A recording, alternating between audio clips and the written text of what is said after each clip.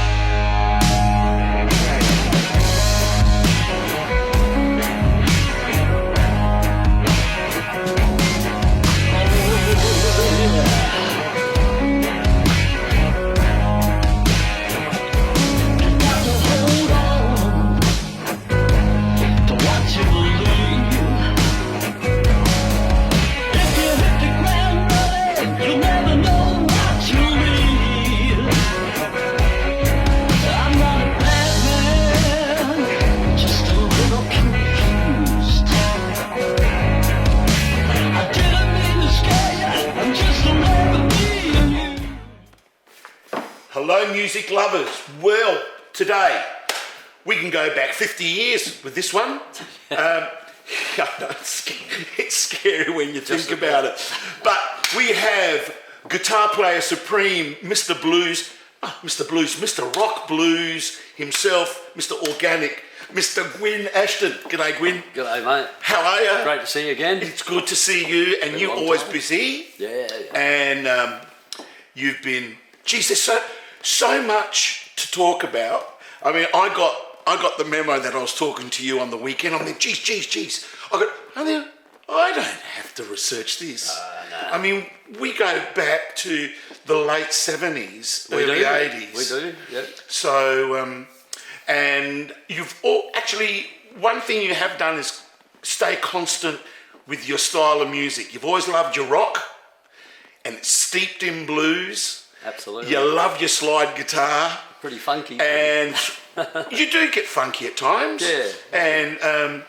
And you've introduced things like the dobro or the steel guitar. What would you call it? It's a national steel guitar. It's a national. National, yeah. Okay. It was made by the Dopiera brothers. Oh, this is your specific. Oh, this is a particular one you're talking about. Well, no, yeah, because it's a 1930. I've got a few of them. A 1930. The dobro and the national were made by two different brothers from Slovakia. Yeah. I just played dobro first. Because, I've been listening to your new album, which we're going to talk about in a minute, but I have a couple of things, that I want to discuss. Okay. No auto-tune. No computerized instruments. What's wrong with you? I'm old-fashioned. This healthy music will kill you. I know, it's old-fashioned organic rock and roll. But it still works. It's always worked. I think people appreciate, real stuff happening. Yeah. There's so much AI out there now. I just found out, 4 o'clock this morning, that some of my stuff is being used to train AI without my permission. And there's a big thing going on. It's the world, all over the world. It's terrible. But you know what? Look at it like that's your legacy, man. You're in there. You're in the DNA of music. Well, it's a bit of a they'll worry, be making really. royalties off you when you're dead. Well, the problem with this AI stuff is they steal your songs and your voice and whatever else they want to take, and then they create all new songs and put it out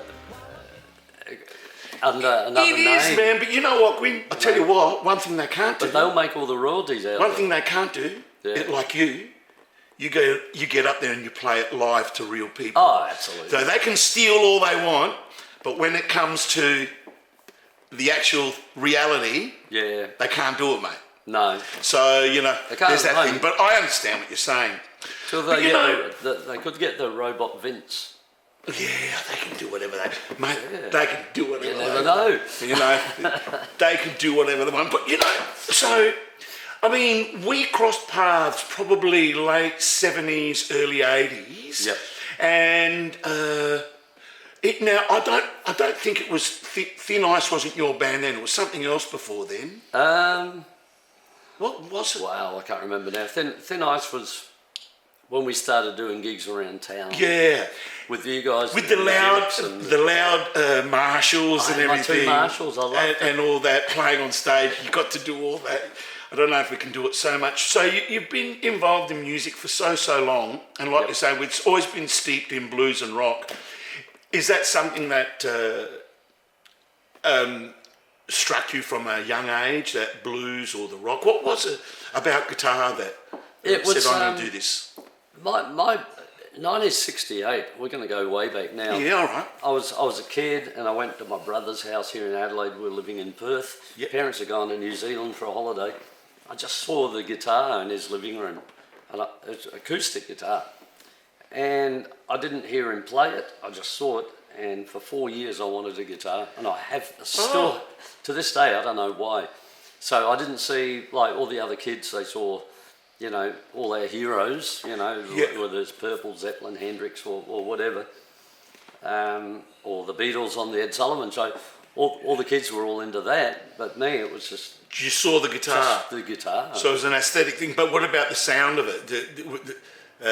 Was there something about the sound as well, or was it just that look? I didn't hear him play it. I was a pretty shy kid when I was 8 years old. Okay, so how did it go from looking at something and picking it up, making it your life's work? I started listening to the radio, Yep. and like 1972, you know, this is when it all hit me, because I was now 12 years old, and like it's all starting to happen. Yeah, you're starting to look at girls differently, aren't you? Yeah. That's right. Mary Ann from Gilligan's Island. That's And anyway... I still look at her. Yeah, it's fantastic. So the radio was just full of really cool stuff, and I didn't really know enough about different genres of music. So I liked Slade and The Sweet, obviously, and all the stuff that was going on the radio, and even Ricky Nelson. And so there was country, blues and rock, and the Australian scene was really big then with Black Feather and whoever. Billy Thorpe. Yeah. All of that stuff. And to me it was just music, and I was just gravitated towards that sort of thing. So, and self-taught? Yeah, totally. Yeah, so all by ear? Yeah. Wow. And what was the first guitar? I don't know anything. Sometimes, well, you know, nothing. Then there's no boundaries. No. You know, so it's a good thing. You know, that's how you explore what comes out of you. I think it's a great thing. We need both. Yeah. It's great to have both. You know, sometimes you talk to some of these. I get to work with, conductors and stuff, and they just read. They have no idea. They know everything, don't they? But they're incredible musicians, but they are afraid to improvise something. They wouldn't know how to do it. No, they're not confident. Field. No. Whereas you go, let's go. Yeah. Get what chord, what key, and off you go.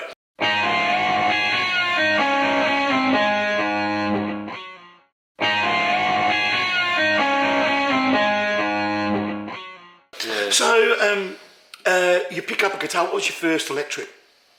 It was a Mason Sapphire Deluxe, and I bought it off. It was 50 years ago this year. Oh, okay. This year. I've been playing in bands for 50 years. And so I answered an ad in the paper. 50 years, that's easy said. That's 50 years. That's a long time, man. It is. Yeah. So I answered that ad in the Southern Times in Christie's Beach. And a guitar player wanted. Yeah. My mum saw it. When Christie's Beach was an outpost? Yeah. Still is a bit. That was country back then. Oh, mate, I went to Christie's Beach High School in 1974, and it was all almond orchards. Oh, beautiful. Beach Road. Yeah. So, there you are, you're picking up your guitar, and you obviously must have locked yourself away with these instruments, because for someone that just looks at an acoustic guitar and then, 50 years later is in the South Australian Hall of Fame, you've travelled the world. you've never had a recording contract, but you've written multiple albums? I had one contract. Oh, let's talk about this. Okay. Cool, something I don't know. Or do I know it? It was, you might do. I was playing in London in '96 and these two French guys came out to a gig and they said, we're going to form a record label, we love you. You know, this was a couple of weeks later. Okay. And they took my stuff to Midem in the south of France, the big music conference where all the record companies in the world go to. Yeah. And they sold me to Virgin. So I had Virgin. For how long? France. This was a couple of years, but unfortunately that's when the internet hit. So I was okay. We'll backtrack a little bit. So I was now signed to Virgin through Riverside Records in London, which was the company that they set up, and they had a few other people on the label. They had 9 Below Zero, a great band from London. Okay. And a few other people. Anyway, we were like the guys that they formed the label to actually promote. So Virgin were in charge of marketing and distribution. But marketing was great because my first gig in France was with Buddy Guy at a festival, and Mick Taylor was opening for us. And I said, "Hey guys, this is wrong." You know, Mick. It's crazy Mick stuff. is like, no, we'll go on first. No, you've sold more records in France this year than Mick. Okay. So that's how it works. I had to go with it. Yeah. So and Mick and I have become friends over the years anyway, and we've done a whole bunch of shows around Germany and whatnot together. But you know, but what I'm trying to say, what I was trying to get at. Yeah, where were we? No, but what the reason I got at that is. But that was a deal. They signed me up for 3-album deals. So they took my first 2 albums I recorded here, then they signed me up to do an album that they paid for, which I don't own. But it didn't define you. What defines you is your own force to get out there and do. I mean, how many albums have you recorded? Well, I've released 11. Yeah, but how many have you recorded? Well, I'm working, because I got stuck here during COVID, I just spent a couple of years just writing and recording, so I got another 110 songs. So I'm actually working on 14 albums at the moment. You'll get there. 14 new albums. When was it that you left for the UK? Because I remember was it mid 80s or was it in the 90s? 83 I moved to Sydney to join a band. Yeah. And then I got the gig with Stevie Wright and Swanee, and then I moved back here for a year in 91, played with Rory Gallagher at the Old Lion. Yeah. And then I was here for 1 year, then I went to Melbourne and played with Jim Keys. Yep. And played on a couple of his albums. Yep. And then 96 I moved to the UK. 96 it was? Yeah. Oh, okay. So I get mixed up with it because I thought, gee, because wow. And you basically stayed there for quite some time. I'm still there. You're still there? Yeah. All right, so you come back to Australia every once in a while. Hey, I'm a hologram. I'm sitting here in Adelaide, but I'm actually in. Good on you, man. With my all my high tech. And being based in London, I mean, you've basically. Well, it's outside London. You've done it all yourself. Yeah. All the way through. Europe. Yeah. You work and work and work and work. You're off the road at the moment. You've got a little bit of tinnitus because you've probably overdone it. Yeah, tennis elbow, tendonitis in my arm. Yeah. So. It's probably the world saying, have a rest. Yeah. Shut up. And, have a rest for 2 months. Yeah, you can still sing. Well, could I ever? I don't know. Yeah, you still sing, man. Sing. And, you're the singer, not me. You sing, you can just rest the old elbow. So you've been motivated to do all that, and you haven't wavered from that. You've just kept going and going and going. No, I've never had time off. I've always toured through Europe, so I've toured over 30 countries, just each year, just going and doing my thing. And you mentioned a few names, and they're all brilliant.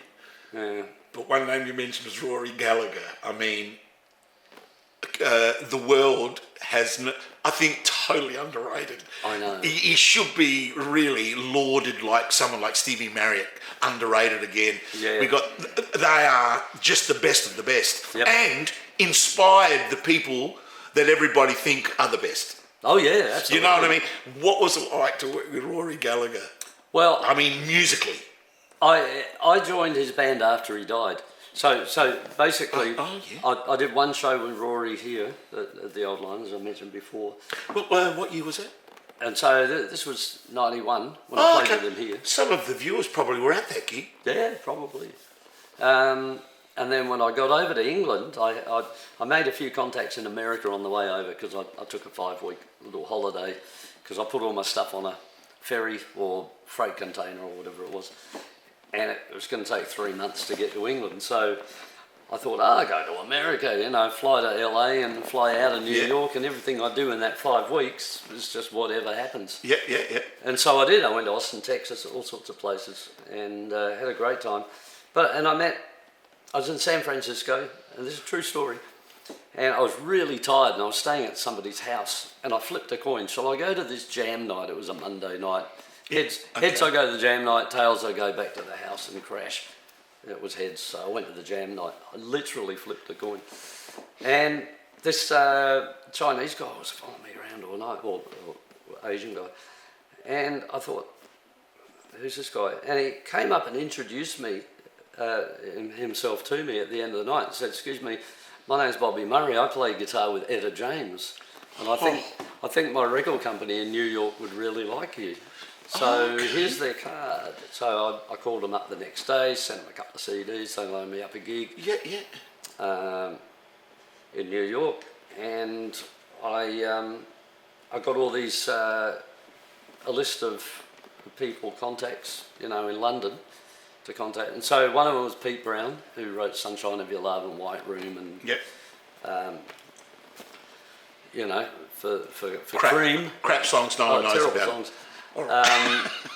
And so Pete said, yeah, come around the house.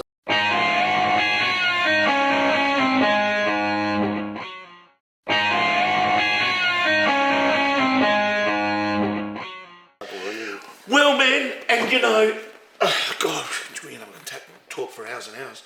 You've done so much, and you right at this moment, you've just released this one, Grease Bucket. Grease Bucket, that's the one. Once again, great band on it. I've got to mention the band. Chris Lambden on bass from the Screaming Believers, a great Adelaide band. Great band. Good bass player. Paul Wheeler from Icehouse on drums. Fantastic drummer. Yep. One of the best. Yeah.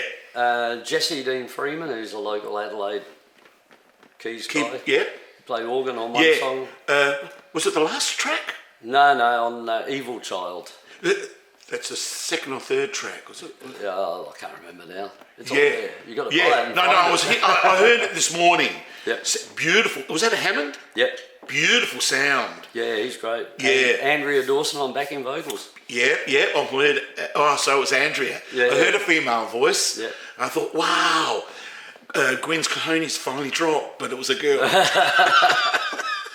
Yeah, I can't get those notes. Grease Bucket. What's the story behind that? Well, because there's no song on the album called Grease Bucket. No. It's just a greasy sort of thing. I mean, having the grease is an old jazz terminology for, you know, getting in between the notes. You might get the notes, but the groove, the way it all fits together in a greasy kind of way. They're always trying to get in the crack. Yeah, in between the white note and the black note, trying to get in between it. Yeah. Well, you can do that when you're sliding. You've got so many albums up your sleeve. What's going to happen? You're going to release more albums? Yeah. I'm mixing a new one now. So will that be released this year? Probably the end of this year, I'd say. And I've got to get them all out because I've got so much. Have you got a name for the album yet, or is it? I'm throwing around a couple of names. Okay. Not sure and yet. Will you go back to the UK before you release, or are you going to stick around home for a while? Not sure at the moment. I've got a tour coming up in August. Yep. So I've been you going all the way up to Queensland. You've still got family here, haven't you? Yeah, my dad's here in Adelaide. Yeah. My brother. Yep. Hey, nephews. I know this is going off point a bit, but it's good to talk to you, because seeing we got you here. Living in the UK, you're working, you'd hop over to Germany and Czechoslovakia, Bulgaria, all over the place. When Brexit hit, did that stuff you around a bit? Not really, because my dad was born in Belfast, so I got my Irish passport, so it's a EU passport. So I kind of went through all of that. I always thought you were Welsh. Well, I am Welsh. I was born in Wales. I got Welsh heritage. Well, my dad was accidentally born in Ireland. Oh, all right. Yeah. Oh, man. So it didn't really affect you? No. Gwyn Ashton, ladies and gentlemen, started playing as a kid in the 70s, or probably late 60s. Been playing guitar for 50 years professionally, working his ass off literally, has played with all sorts of wonderful people, Stevie Wright, Jim Keys from Masters Apprentices, Swanee, Rory Gallagher, Mick Taylor, we don't know who he is, Mick Taylor from the Rolling Stones, I mean, another lauded, mate, you've done it all, you're in the South Australian Hall of Fame, you release album after album after album, you stay true to the blues and rock, and it's organic. Yeah, I mean, and you do funk out a little bit, but you can see it's meaty. Mate, we hope you can do it for another 50 years. Oh, well, I'd like to think I can. Yeah. I live healthy. And Gwyn spent a lot of his time on the road, on his own, most of the time, but also touring with bands and done a substantial amount of work to inspire a lot of people. Mate, good on you. Hey, I mean, just if I can say, because we've had our differences in the past, but when you know someone for 50 years, why wouldn't you? Oh, yeah, absolutely. You finally joined the cover band. I just want to stick it in there a little bit. But good on you, man, because it's not really. That's a thing of love. It's not, and it's a thing of love. Yeah. And seriously, yep. People need to hear that flavour of Rory live, even though he's gone, and you've worked with his band, and it's great that you're putting it out there. Well, basically what it is we're doing half a dozen. I put the Rory Gallagher review together, which I love. Yep. Because we're doing some of the songs that I recorded with his band as well, of my songs.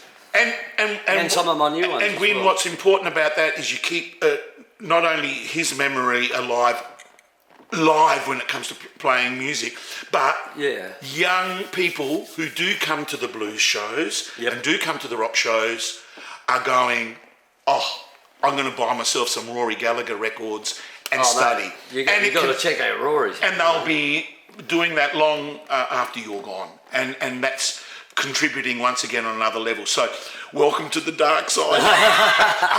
We're just going to do a couple of shows. Well, you know what? Good on you. And but I love doing it. Yeah. And because I was with Rory's band for so long, I figured, well, why not do that and put my songs in there as well? Yeah. But why not? Especially the songs that were kind of influenced by Rory. Well, they are an extension. And, you've got Grease Bucket. Yeah. But there's more. There's more, because you've got a couple of singles coming out.